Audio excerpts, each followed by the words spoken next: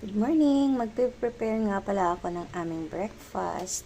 Ang gusto ng anak ko, egg, paborito niya. And then, yung isa naman, ang gusto ay corned beef.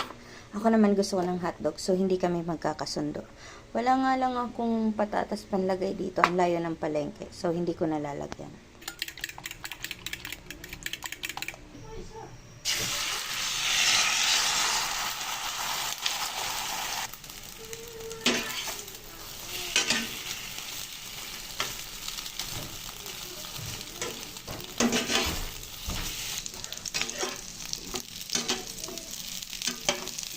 Tapos ko nang iprito yung itlog at saka yung hotdog.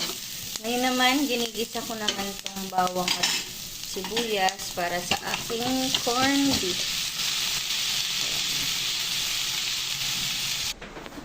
So, ayan na. Ready na ang breakfast ng aking anak. Ayan. Tara na, kain na tayo.